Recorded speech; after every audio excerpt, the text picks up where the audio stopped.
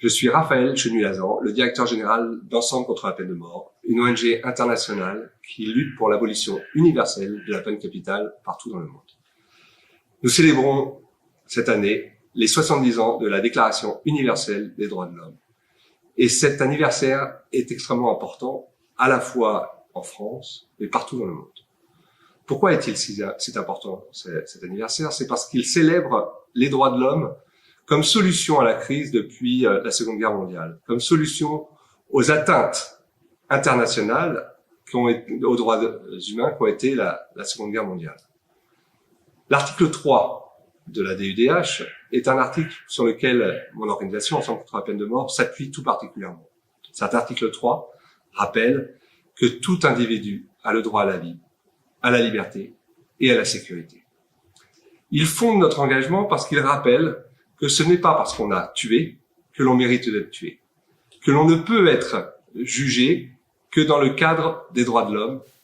Ensemble contre la peine de mort travaille sur l'universalité de ces droits de l'homme et l'intersection de tous les droits de l'homme, l'inclusion des droits des uns et des autres, la liberté, le droit à la vie et la sécurité.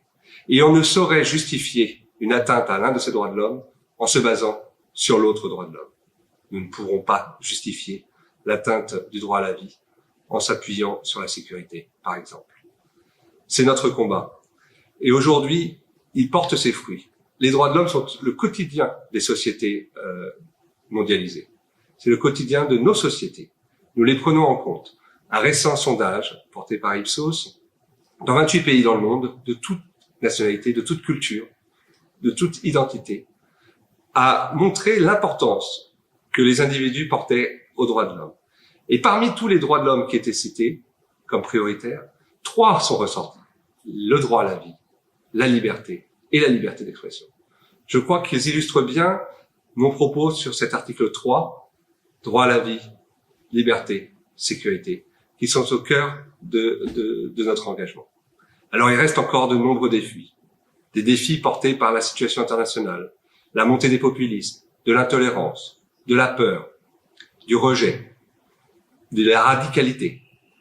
Mais tous ces phénomènes internationaux ne doivent pas nous faire perdre de vue que nous devons lutter pour les droits de l'homme, pour qu'ils restent universels et que nul et nulle part ils soient remis en question, ni leur universalité, ni leur légitimité.